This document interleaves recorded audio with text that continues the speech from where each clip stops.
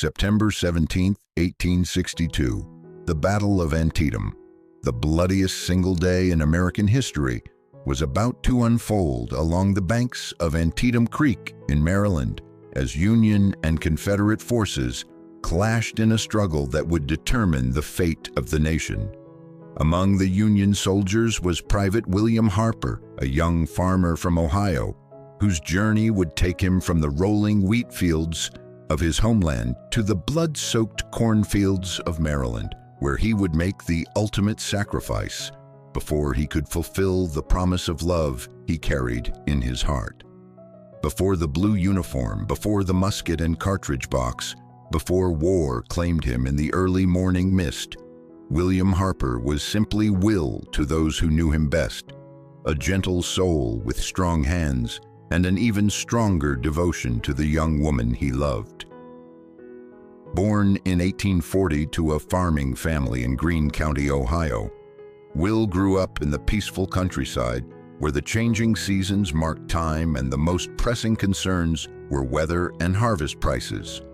The Harper family owned a modest but prosperous farm outside the town of Xenia, where Will's father, Samuel, had built a successful grain operation through hard work and careful stewardship of the land. Will's mother, Rebecca, was known throughout the county for her herb garden and her skill as a seamstress, often called upon to create wedding dresses for young brides from miles around. Their home embodied the steady prosperity and moral certainty of pre-war rural America. Will's childhood was marked by the rhythms of agricultural life: spring planting, summer cultivation, autumn harvest, and winter planning for the year ahead. He learned to read the sky for weather signs, to judge the quality of soil by its feel and smell, to care for livestock with patience and compassion. By his teenage years, he had developed into a thoughtful young man with gentle blue eyes and a natural gift for growing things that seemed to flourish under his care. The Harper farm was also a stop on the Underground Railroad, though this fact was kept carefully hidden from all but the most trusted neighbors. Will's parents believed deeply that slavery was a moral abomination that corrupted everything it touched, and they quietly provided shelter and assistance to freedom seekers making their way north to Canada. These experiences shaped Will's understanding of the larger moral questions confronting the nation. It was at a church social in the spring of 1859 that 19-year-old Will met 17-year-old Sarah Elizabeth Caldwell, the daughter of a Presbyterian minister who had recently arrived in Xenia from Pennsylvania. Sarah was everything Will had dreamed of in a young woman: intelligent, kind-hearted, and possessed of a quiet beauty that seemed to illuminate any room she entered. Her father, Reverend Jonathan Caldwell, had moved his family to Ohio to take over the pulpit of the First Presbyterian Church, bringing with him a reputation for powerful sermons against the evils of slavery. Their courtship began slowly, with Will attending church services with new regularity and lingering after the service to help with whatever tasks might provide opportunities to speak with Sarah. She was initially amused by the sudden appearance of this earnest young farmer at every church function, but she soon found herself looking forward to their conversations about books, farming, and their shared hopes for the future. Will would walk Sarah home from church each Sunday, their conversations growing longer and more intimate as the weeks passed. He would tell her about his work on the farm, his plans for expanding their grain production, his dreams of building a fine house with large windows to catch the morning light. She would share her love of reading, her hope to become a teacher, her concerns about the growing tension between North and South over the slavery question. By the summer of 1860, their relationship had deepened into something both profound and precious. Will had spoken to Reverend Caldwell about his intentions, receiving the minister's blessing to court his daughter formally.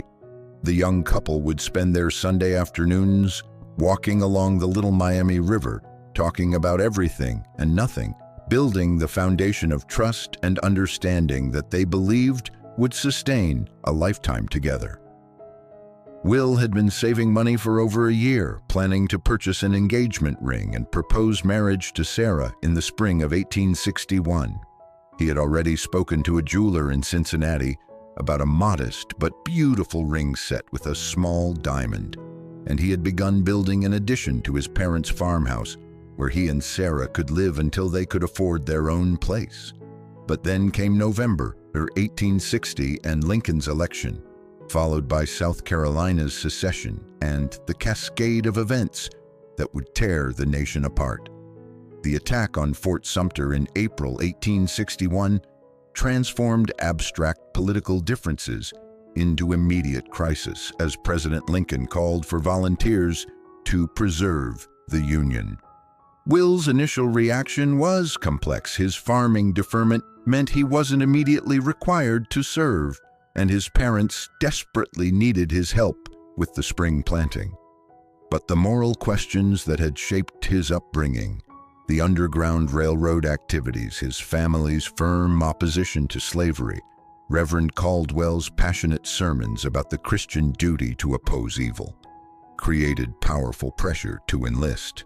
The decision came in August 1861, when news arrived of the Union defeat at Bull Run and reports that Confederate forces were threatening Washington itself.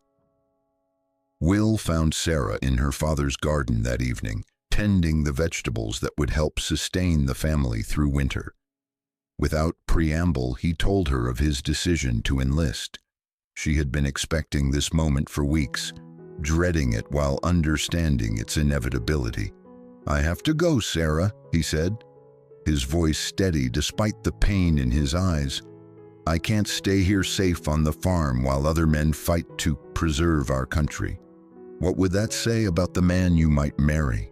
What kind of husband would I be if I let others bear the burden of defending what we believe in?" Sarah simply nodded, though tears were streaming down her cheeks. "I know," she whispered. "I've known since Fort Sumter that this day would come. I just hoped. But I know you have to go. Just promise me you'll come back. Promise me we'll have the life we've planned." Private William Harper enlisted with the 74th Ohio Infantry Regiment in September 1861, part of the massive mobilization that was transforming the United States from a largely peaceful nation into a military powerhouse. His farming background and natural intelligence quickly marked him as promising soldier material, though he remained in the ranks by choice, preferring to serve alongside the other farm boys and laborers who made up the bulk of the regiment. His letters home during training revealed a young man adapting to military life while maintaining strong connections to his civilian identity and his love for Sarah. He wrote detailed descriptions of camp life, the friends he was making, the skills he was learning, but always his letters returned to his hopes for the future, his plans for their life together after the war, his determination to return home, worthy of her love and trust. Throughout the winter of 1861 to 1862, Will's letters grew more confident and optimistic. The Union Army was growing stronger, better equipped, and more professionally led. General McClellan's Peninsula Campaign promised to end the war quickly by capturing Richmond, the Confederate capital. Will wrote to Sarah about his hopes that they might be married by Christmas, 1862, that the conflict would be over and they could begin building their life together. But the Peninsula Campaign ended in failure, and by late summer 1862, Confederate forces under Robert E. Lee had launched an invasion of Maryland, threatening Washington and Baltimore. The Army of the Potomac, including Will's regiment, was rushed north to intercept Lee's army before it could achieve a decisive victory that might bring European recognition of Confederate independence. The two armies converged near the small Maryland town of Sharpsburg, where Antietam Creek provided a natural defensive line. General Lee positioned his forces along the high ground west of the creek, while McClellan's larger Union army prepared to attack across the open fields and stone bridges that would funnel his troops into killing zones prepared by Confederate defenders. On the evening of September 16th, as both armies prepared for what everyone sensed would be a decisive battle, Will found time to write what would be his final letter to Sarah.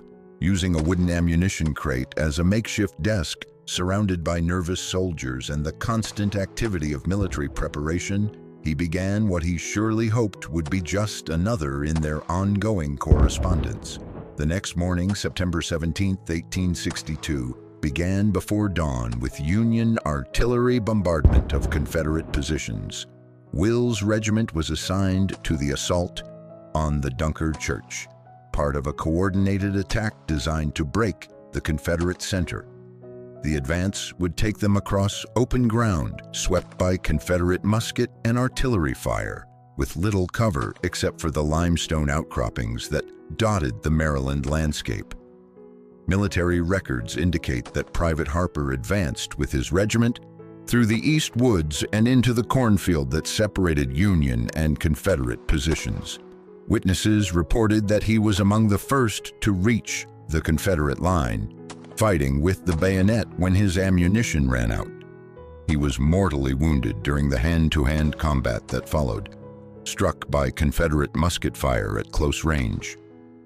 Will's body was recovered later that day during the evacuation of wounded soldiers, along with his personal effects, which included the engagement ring he had purchased and the letter he had written the night before. Both items were eventually returned to Sarah, along with official notification that the young man she loved had died serving his country in the bloodiest day of the war. Before we share Private Harper's final words to his beloved, I ask that you take a moment to like this video. Your support helps us continue telling these essential stories of love and sacrifice, ensuring that the experiences of those who fought to preserve our Union are never forgotten by future generations. What follows are the words of Private William Harper in his final letter to his beloved Sarah.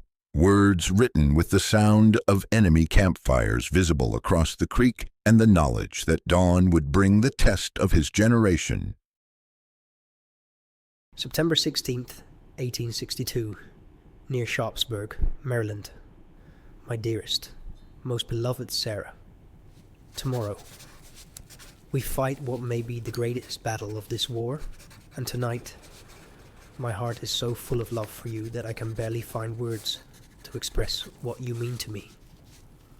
I'm writing this letter by the light of our campfire, surrounded by good men who are thinking the same thoughts I am. About home, about the people we love, about the reasons we're here instead of safe in our own beds.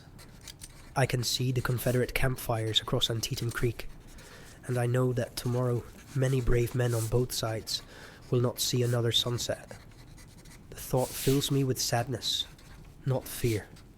Sadness for all the young lives that will be cut short, all the sweethearts and wives and mothers who will receive terrible news in the coming weeks.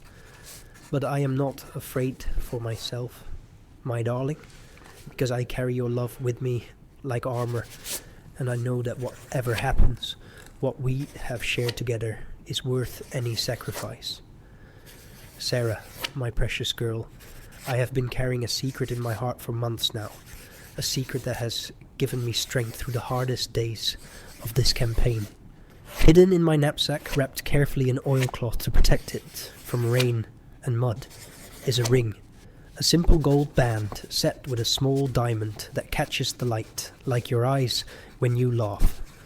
I bought it last spring, with money I had been saving for 2 years. Money earned from dawn to dusk work in our fields. Money that represents my hopes and dreams for our future together. I had to stop writing for a while. Officer's call and final preparations for tomorrow's assault. We've been told what to expect, and I won't lie to you, my love. The Confederates are well positioned, and we'll have to cross open ground to reach them. Our cause is just, though, and we have good officers leading us. I believe we'll succeed, though I know the cost will be terrible. When this war began, I thought it would be over quickly, that I would be home in time for harvest, and we could be married before winter. How naive that seems now, after 15 months of marching and fighting and seeing good men fall beside me. This conflict has revealed depths of determination on both sides that none of us anticipated, and I fear it will continue much longer than anyone hoped. But Sarah, my darling, I need you to know that every day of this war has been made bearable by thoughts of you, by memories of our Sunday walks along the river, by dreams of the life we'll build together when peace returns to our troubled land. You are the fixed star by which I navigate through all the chaos and uncertainty of military life. When everything else seems to be falling apart, the thought of you remains constant and true. I want to tell you about the ring, Sarah, because it represents everything I hope for our future. It's not large or expensive. A farmer's son can't compete with the wealthy merchant's boys who might court a minister's daughter. But it was chosen with love, purchased with honest money earned through hard work, and blessed by prayers that you would find it acceptable when I finally found the courage to ask for your hand. I had planned to propose on your birthday next month, to surprise you with a picnic beside the river where we've shared so many precious moments. I had imagined how the light would catch the diamond as I slipped it onto your finger, how your face would look when you realized what I was asking, how it would feel to hear you say yes and know that you wanted to spend your life with me. Instead, I'm writing this letter in a military camp, surrounded by the sounds of war, not knowing if I'll live to see another Ohio sunrise. But Sarah, my beloved, I'm asking you now, in this letter, to be my wife, not just if I return safely, but in your heart, starting now. Say yes to loving me forever. Say yes to keeping my memory alive if the worst should happen. Say yes to the bond between us that even death cannot break. If I don't come home from this battle, I want you to keep the ring as a promise kept, as proof that you were loved completely and truly by someone who would have spent his life making you happy. If God spares me and I return to Ohio, then wear it as a sign that you'll marry me and help me build the life we've dreamed of together. The moon is setting now, and dawn isn't far away. Some of the boys are trying to sleep, but most are writing letters home or reading old ones from their sweethearts.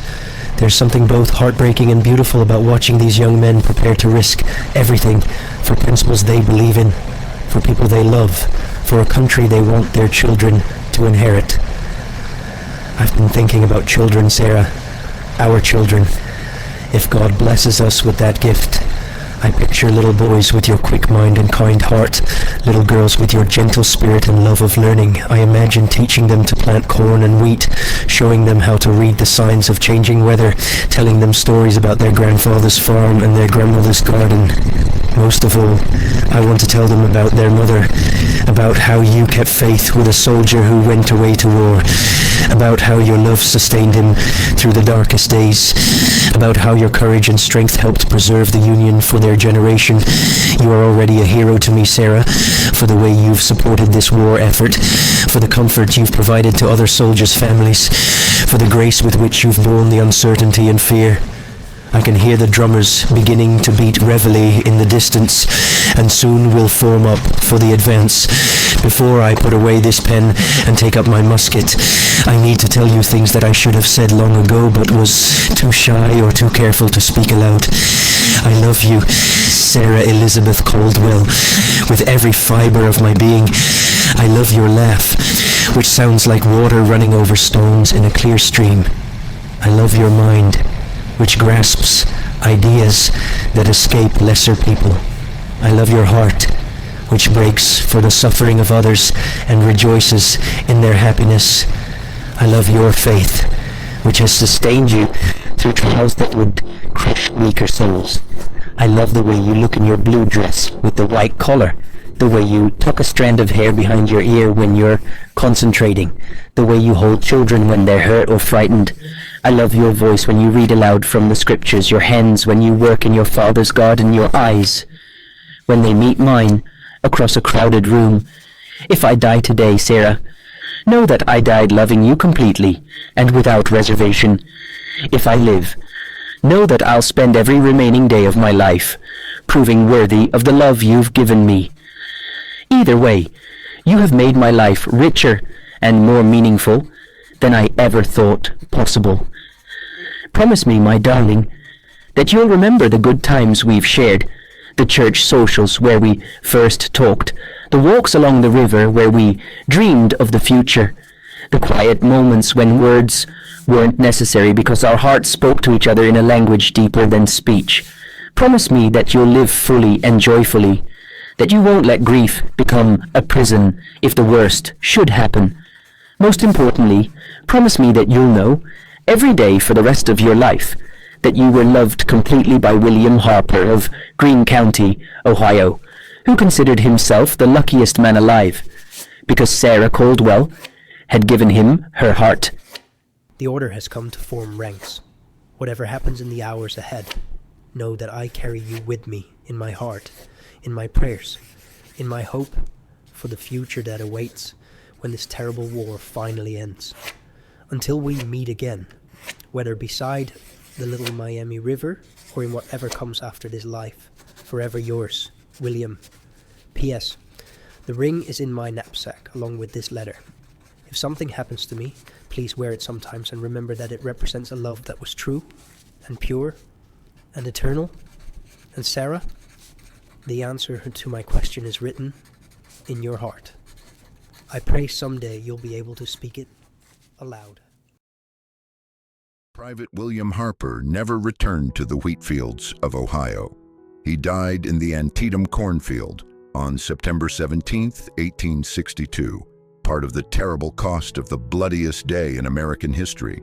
He was 22 years old, with an engagement ring in his knapsack and dreams of marriage that would never be fulfilled.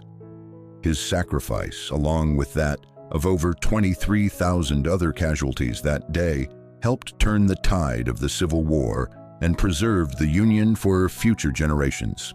The Battle of Antietam was a tactical draw, but a strategic Union victory. Lee's invasion of Maryland was repelled, ending Confederate hopes for European recognition and providing President Lincoln with the military success he needed to issue the Emancipation Proclamation. The war would continue for nearly 3 more years, but Antietam marked the beginning of the end for the Confederacy. Sarah Caldwell received word of Will's death on September 25, 1862, through a letter from his company commander. His personal effects, including the engagement ring and his final letter, arrived 2 weeks later. She kept both for the remainder of her life, treasuring them as symbols of a love that had been pure and true, if tragically brief. The impact of Antietam extended far beyond the immediate military results. The preservation of the Union and the eventual abolition of slavery changed the course of American history, creating the foundation for the nation's emergence as a world power. For individual families like the Harpers and Caldwells, these grand historical outcomes mattered less than the personal cost of progress. Sarah honored Will's memory in remarkable ways. She became a teacher as she had always planned, dedicating her life to educating children in rural Ohio schools. She never married, though she maintained in later interviews that this wasn't from inability to love again, but from a sense that her life's purpose lay in preserving Will's memory and serving others in his honor. In 1897, on the 35th anniversary of Antietam, Sarah traveled to Maryland to visit the battlefield where Will had died. She was accompanied by several other war widows and Gold Star mothers, women who had lost sons, husbands, and sweethearts in the conflict. Together they placed flowers at the various monuments and shared memories of the men they had loved and lost. The Civil War tested whether, as Lincoln said at Gettysburg, any nation conceived in liberty and dedicated to the proposition that all men are created equal can long endure. The answer required the sacrifice of over 620,000 Americans, including thoughtful young men like William Harper, who chose to risk everything for principles they believed transcended their personal interests. Will's letter offers us a unique window into the experience of common soldiers during America's greatest trial. Men who fought not for glory or adventure, but for love of country, family, and the future they hoped to create. His words transcend the specific circumstances of Antietam, speaking to universal human experiences of love, sacrifice, and the search for meaning amid chaos. What wisdom might we glean from Will's final communication? What insights does his interrupted life offer about the nature of love, commitment, and sacrifice? Perhaps the first lesson concerns the nature of true love itself. Notice how Will's proposal wasn't contingent on his survival. Say yes to loving me forever. Say yes to keeping my memory alive if the worst should happen. He understood that genuine love transcends physical presence, that the bonds we forge with others can survive even death if they're grounded in something deeper than mere attraction or convenience. Will's letter also reveals profound insights about the relationship between personal happiness and larger principles. He could have remained safely on his farm, avoiding military service and protecting his own interests. Instead, he chose to risk everything for abstract ideals: union, freedom, the abolition of slavery. This decision wasn't made lightly, and it cost him everything he held dear. Yet his letter suggests he found meaning in that sacrifice. There is also, in Will's words, a remarkable ability to find beauty and hope even in the face of almost certain death. His descriptions of imaginary children, his plans for their future together, his dreams of teaching and farming and building a life. These weren't naive fantasies, but conscious choices that focus on creation rather than destruction, on love rather than fear.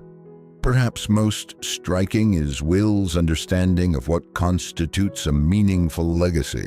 Rather than focusing on military glory or heroic deeds, he emphasized the quality of his love for Sarah, the authenticity of his commitment to her, the depth of their connection. He measured his life's worth not by what he accomplished, but by how completely he loved and was loved in return. His proposal itself deserves particular attention as a masterpiece of romantic expression. Despite the desperate circumstances, Will found a way to honor Sarah's agency and dignity, asking for her commitment while giving her complete freedom to choose. He understood that love cannot be demanded or assumed, but must be freely given, even under the worst possible circumstances. The Civil War cost over 620,000 American lives, including thousands who died at Antietam. Behind each statistic was a person like Will Harper, someone with deep personal connections, dreams for the future, and love that gave their sacrifice meaning. Yet their deaths were not meaningless. The freedom and unity they died defending created the foundation for America's emergence as a beacon of democracy and human rights. Sarah Caldwell understood this truth profoundly. In addition to her teaching career, she became active in veterans organizations and memorial societies, helping to preserve the memory of those who had fought in the Civil War. She understood that Will's sacrifice required her to contribute to the causes he had died for: union, freedom, and the protection of future generations. When the Antietam National Battlefield was established in 1890, Sarah donated Will's final letter to the Parks Museum, believing that his words deserved to be preserved as part of the historical record. She lived to see women gain the right to vote, understanding that this expansion of democracy was part of the legacy Will and his comrades had died to protect. The cornfield where Will Harper died has been preserved as part of the Antietam National Battlefield, marked by monuments and interpretive signs. that help visitors understand what happened there. The site draws thousands of visitors annually, many of whom are struck by the peaceful nature of the landscape and the difficulty of imagining the desperate struggle that occurred there. Yet beneath that peaceful surface lies the legacy of men like Will Harper, who gave their lives for principles they believed transcended personal interest. Their sacrifice wasn't just about preserving the Union or ending slavery, though those were its immediate results. It was about affirming that some values are worth dying for, that love of country and family can motivate extraordinary courage, and that ordinary people can accomplish extraordinary things when guided by clear moral purpose. In our current era, when American democracy again faces serious challenges and our national unity seems fragile, the example of Civil War soldiers like Will Harper offers both inspiration and guidance. They show that preservation of our democratic institutions sometimes requires tremendous sacrifice, that abstract principles can motivate concrete action, and that love for family, for country, for future generations can overcome even the fear of death. As we conclude this journey through one couple's encounter with America's greatest crisis, we might reflect on the continuing relevance of the values Will died defending. The equality and freedom he fought for remain works in progress, still requiring each generation to decide anew what these principles mean and how far they're willing to go to protect them. Private Harper's letter, written in a military camp on the eve of America's bloodiest day, offers us perspective both sobering and inspiring. Love is powerful enough to transcend death. Sacrifice can create meaning that outlasts individual lives, and the values we defend through our choices and actions can survive even the worst that history brings. As Will wrote to Sarah from that distant campfield, what we have shared together is worth any sacrifice. In our own troubled times, perhaps there is no more essential truth than this, that what we create through authentic love and commitment to principles larger than ourselves can outlast our brief time on earth, carried forward by those whose lives we've touched and preserved in the institutions we've chosen to defend. The wheat fields of Ohio still produce their annual harvest. The Little Miami River still flows past Xenia toward the Ohio River, and young couples still walk along its banks, dreaming of their futures together. In this continuity lies the ultimate vindication of Will Harper's sacrifice. Not that the problems he fought to solve have all been resolved, but that the democratic processes and individual freedoms he died to preserve continue to provide hope for each new generation.